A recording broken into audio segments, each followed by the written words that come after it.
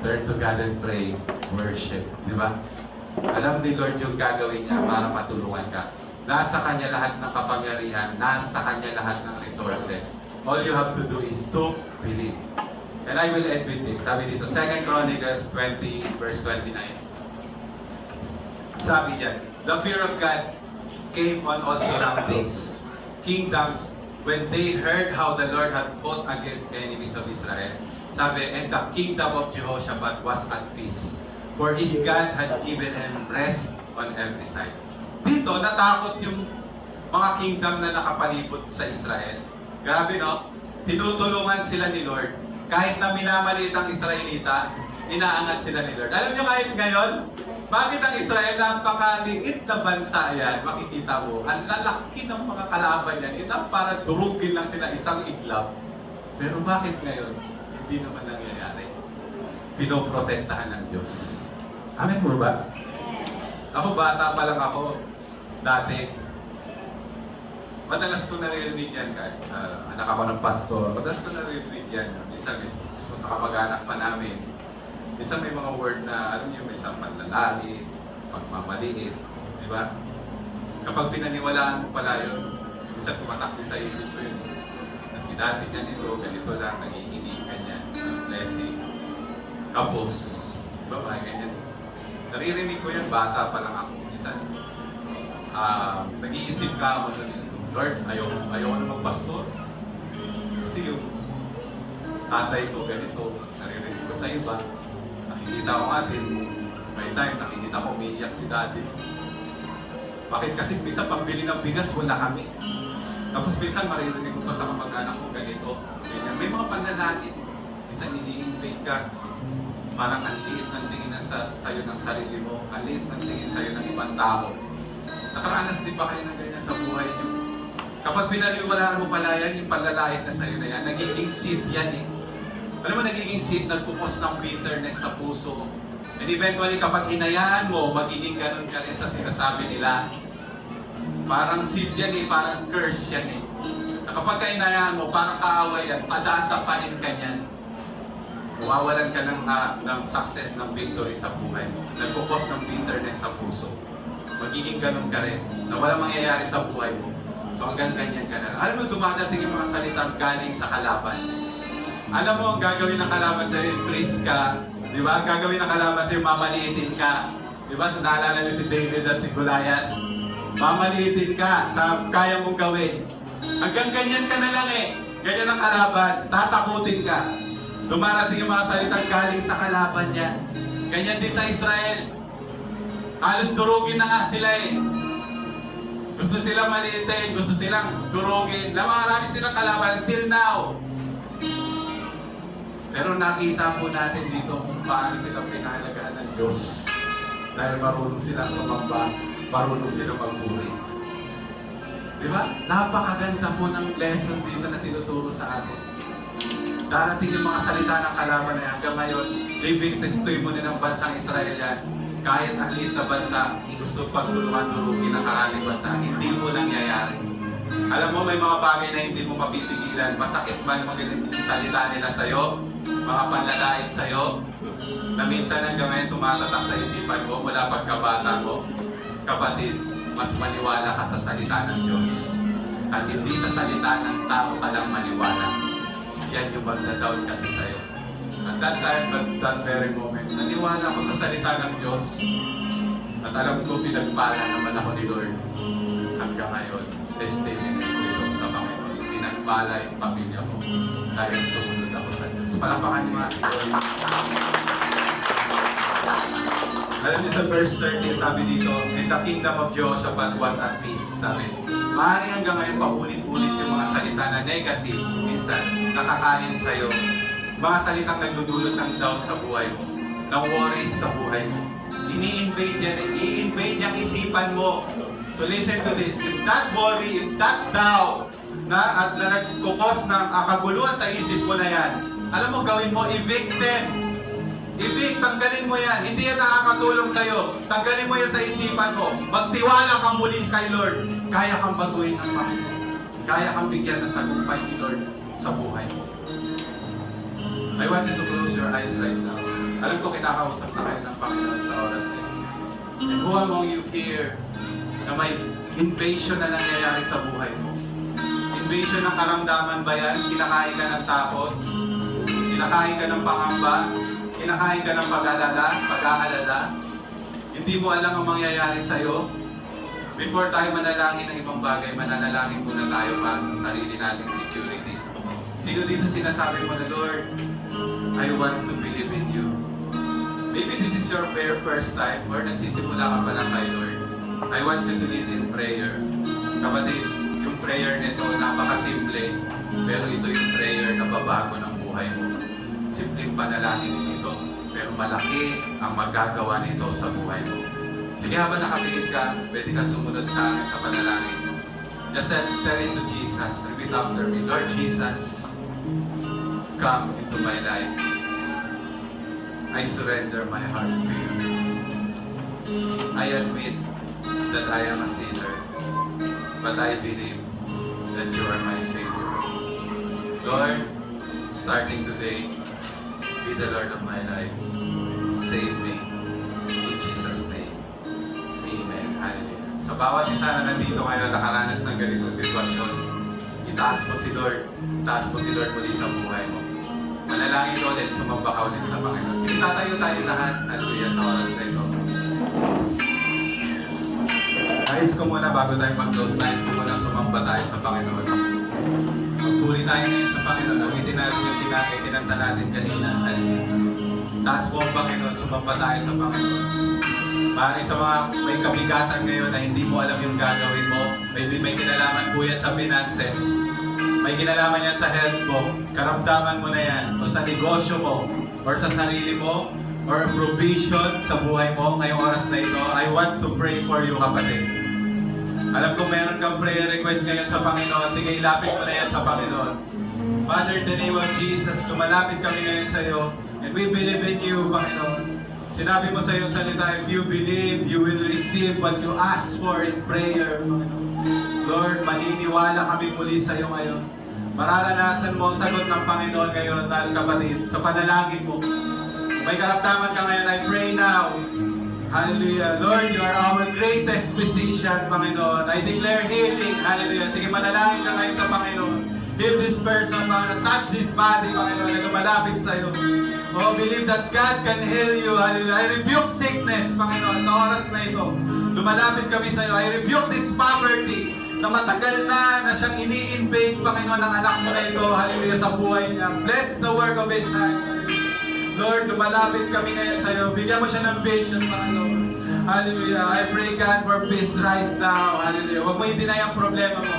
Sige, habang lumalapit tayo, habang nasa presensya tayo ng Panginoon, lalapit tayo sa Kanya. Hallelujah, sa oras na ito. Oh, yes, Lord God.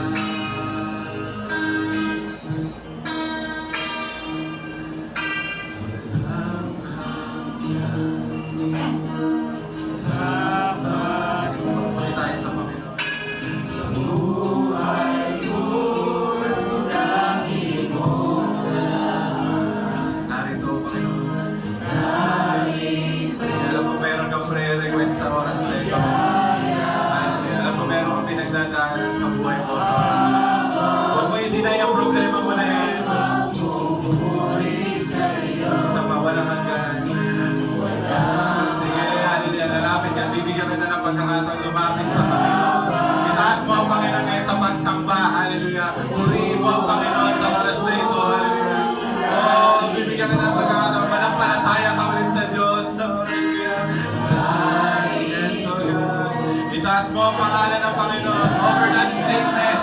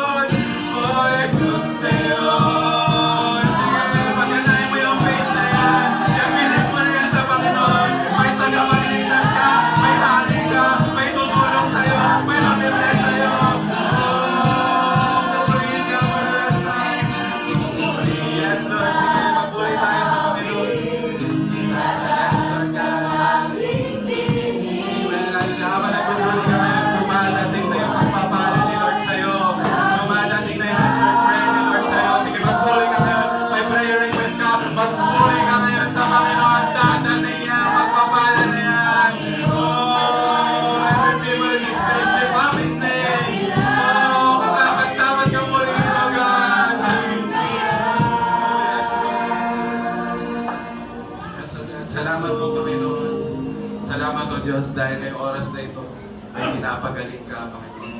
May binibigyan ka ng peace. May binibigyan ka ng blessing sa amin. Lord, starting today, mas maniniwala kami sa word mo. Dahil yan ang nagbibigay ng tagumpay sa amin, Panginoon. Marapat lamang na sa iyo namin ibigay ang pinakamataas na papuri, O God, sa iyo, sa aming buhay.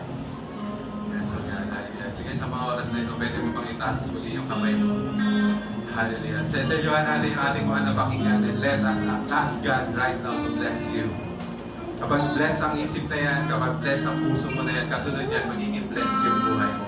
And right now, people of God, I want you to receive the blessings which God promised in Numbers chapter 6. Every time the man of God declare it, believe it, and it shall be yours. Hallelujah. Right now, people of God, si Seth A.G., may the Lord bless you and take care of you.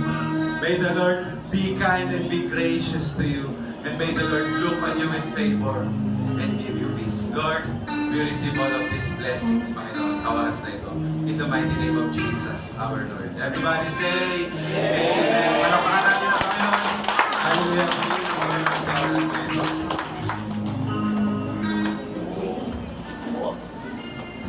Amen. Praise God. Maraming pong salamat. At bago po tayo matapos, kagaya mo ng ginagawa ko. Meron naman nakikita kasing bago. Ayan, parang po ito sa welcome namin kayo. Gusto ko kayo ipag-pray. Amen. Okay lang po ba na dito? Ay, praise God. Meron po dito. Palapakan natin sila. Sino ba nag-invite sa kanila? Dito, meron ako nakikita dito eh. Amen, praise God. Alam ko naman si Pastor Ray kasi okay lang. Pero bibigyan ko si Pastor Ray ng pagkakataon. Dito po tayo. Dito na ang mga kabataan. Praise God. Hallelujah. Sino nag-invite sa inyo? Si Kayla. Si Kayla. Palapakan naman natin si Kayla. Ako gusto ko na. Ay mga kapatid, sige harap tayo dito. Napag-pray namin kayo lahat. Harap tayo sa kanila. Yan. Ay, ang gaganda yun. Hindi paligid tayo. Dito talaga sila. Dito tayo. Yan. So paraan namin ito, hindi man namin kayo makakausap lahat. Pero may pagmamahal kami na lahat ng pumapasok dito. Alam ko si Lord yung nag-draw dito. So praise God, hindi ata yung makinig ng sermon ni Pastor ng almost 1 hour. Pero napagtagumpay. Praise God. So sana hindi ito yung first time. Sana makasama pa namin kayo sa mga susunod. At alam ko yung kaligtasan para sa inyo, i-offer sa inyo ng Panginoon. So gusto ko kayong i-bless, gusto ko kayong mag-pray. Pwede ba natin extend ang ating kamay sa kanila? Sige, pikit na po tayo dito tayo. Panginoon Diyos, salamat po sa oras na ito dahil nag-draw ka, Panginoon, ng mga kaluluwa, mga kabataan natin dito, Panginoon, para makinig ng iyong salita. Alam ko, hindi po aksidente ito, Lord, kasi ito yung kaparaanan mo, Panginoon, na makareceive sila ng salvation galing sa iyong kaligtasan. Lord, salamat, Panginoon. I declare blessings upon them sa kanilang mga ginagawa sa buhay, sa pag-aaral nila. Lord, ikaw, Panginoon, na patuloy na sumama sa kanila. And I pray, Panginoon, na patuloy pa silang lumago, Panginoon, spiritually. Makilala ka pa nila ng mas malalim pa, Panginoon. At eventually, Panginoon, maglilid ito, Panginoon, ng pagsiserve nila sa ministry. And through them, Panginoon, marami pang makakakilala, Panginoon, ng mga kaibigan nila, kamag-anak nila, makikilala ka nila bilang isang Diyos at tagapagligtas ng buhay nila. Salamat po, Diyos, patuloy mong gabayan ang mga anak ng ito, Panginoon. Bless niyo sila kasama ng kanilang pamilya. Ito pong aming samot nila sa pangalan ng Panginoon Jesus. Amen. Pwede ba tayo pang-picture? Meron ba kayo cellphone? Yung sa'yo na Irish, meron naman kasi tayong messenger. Okay, hindi naman namin po i-post na kayo. Hindi ka na, tabi kayo ni ate na yan. Harap tayo dito. Pwede naman bumili. Yan. Yan. 2, 3. May waki ba? Ano waki? Okay, salamat. Thank you very much. Siyempre, malapakan natin sila. Sige po, bigyan mo po ng